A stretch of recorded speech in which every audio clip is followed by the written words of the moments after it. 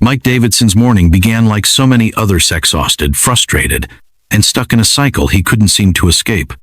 As he dragged himself through the employee entrance of Whole Foods, the remnants of last night's argument with his girlfriend Jessica still echoed in his mind. "You're going nowhere in life, Mike," she had shouted before storming out of his apartment. 6 years after college, and you're still just a cashier. The sting of her words lingered, compounding the dull headache from his lack of sleep. For 6 years, Mike had worked at Whole Foods, scanning groceries, bagging produce, and forcing a smile for customers who barely noticed him. It wasn't that he hated his job, but it felt like a dead end, a far cry from the ambitious dreams he once had after earning his business degree. His coworkers gave him the same looks every day, judgment hidden behind polite indifference. Even his manager, Mr. Rodriguez, had grown tired of his excuses for showing up late. As he pulled his green apron over his wrinkled polo shirt, Mike tried to shake off the frustration. But everything around him, the monotony of the store, the routine of scanning barcodes, the constant feeling of being stuck only fueled his growing resentment. The break room television droned on with morning news, celebrity gossip, and political tensions. But Mike barely paid attention. He was too busy replaying Jessica's words in his head. It wasn't just about the job. It was about the feeling of stagnation. Jessica had always believed in him, at least she used to. But now, as she surrounded herself with her successful law firm colleagues, Mike was nothing more than an embarrassing reminder of wasted potential. And today, that frustration would lead him to make the biggest mistake of his life. Mike's day had barely begun, and he was already on thin ice. His head pounded as he poured himself yet another cup of coffee in the break room, the bitter liquid doing little to shake off the exhaustion. The argument with Jessica still weighed on him, and the last thing he needed was more problems at work. But trouble found him anyway. "Davidson!" Mr. Rodriguez's voice boomed from his office. Mike sighed, setting down his coffee. He already knew what this was about. Stepping inside, he found his manager standing by his desk, arms crossed, glaring at his phone. "Care to explain why you're late again?" Rodriguez asked. Mike hesitated. "Car trouble," he said, which wasn't entirely a lie. His old Honda had made some concerning noises that morning. Rodriguez raised an eyebrow. "That's the third time this month. Look, you're good at your job when you actually show up, but it won't happen again," Mike interrupted, knowing he had said those exact words too many times before. "Better not," Rodriguez muttered. "You're on Register 1 today." Helen called in sick. Register 1, the busiest lane in the store. Just what he needed on a day like this. By mid-morning, the frustration was already mounting. Customers came and went. Mrs. Peterson, with her endless coupons, Mr. Goldman and his overly specific bagging requests, the yoga moms with their cold-pressed juices. A teenager spilled his smoothie on the conveyor belt, causing a delay. An elderly man took an eternity counting out exact change.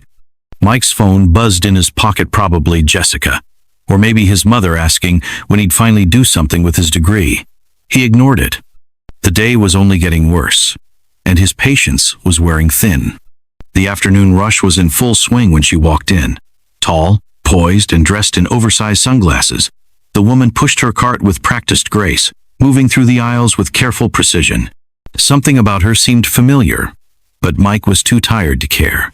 His head was still pounding, and his patience was stretched thin from a long morning of entitled customers, malfunctioning registers, and a relentless sense of failure. As she approached his register, he barely looked up. Her cart was filled with expensive organic groceries, imported olive oil, premium cheeses, fresh produce. Definitely more than the 15-item limit for the express lane. He should have said something, enforced the rules like Rodriguez always nagged him to do, but at that moment, he simply didn't have the energy. "Paper bags, please," she said softly, her accent thick and distinct. And something in Mike snapped.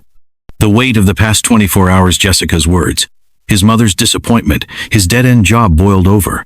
Before he could stop himself, the words slipped out, dripping with frustration. "Maybe learn to speak proper English first."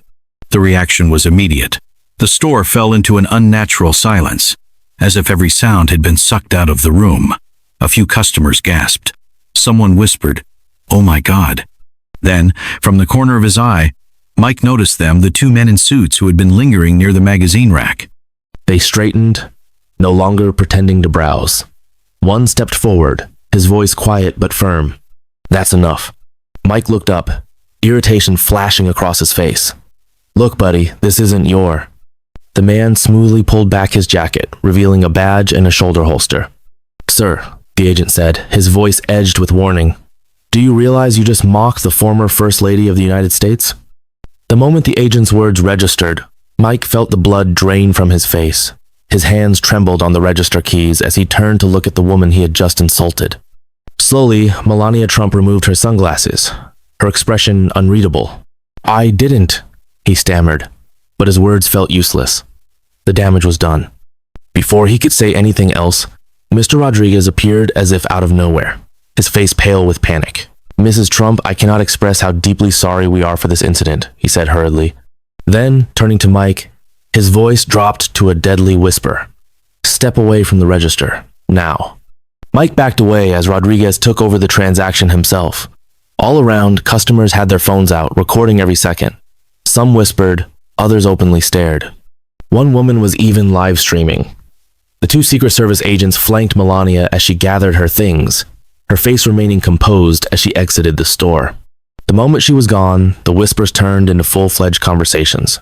Someone muttered, "He's done." Another shook their head, eyes locked on their phone. "It's already online." Mike's phone buzzed in his pocket, then buzzed again. And again. His stomach dropped. Heart pounding, he pulled it out and immediately regretted it. His notifications were exploding: Facebook, Twitter, Instagram.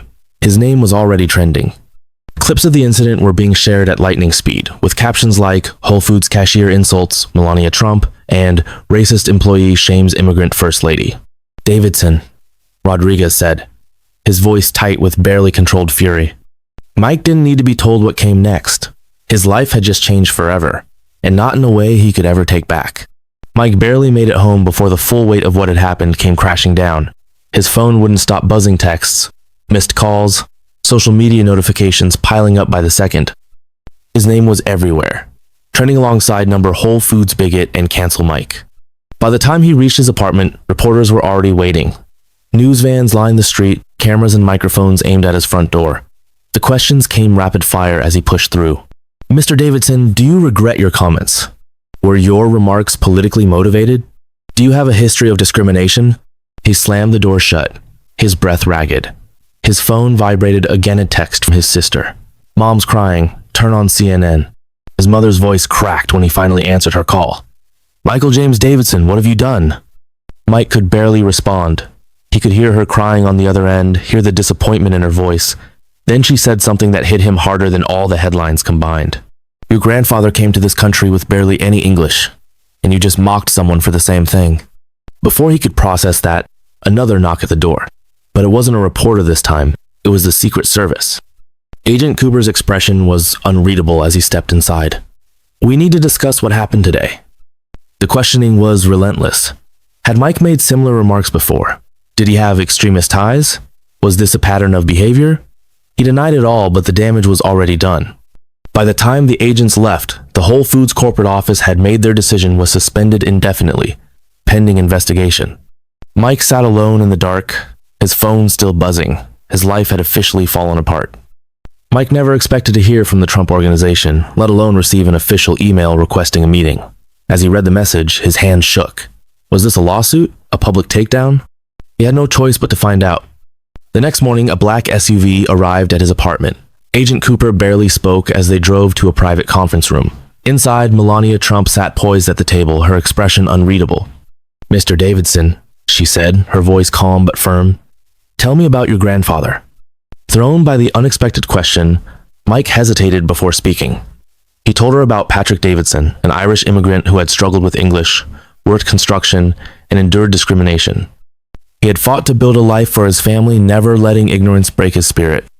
"And yet," Melania said, "you mocked me for same struggle." Shame burned through Mike. "I became the people he fought against," he admitted. "I was frustrated with my own failures, and I took it out on you."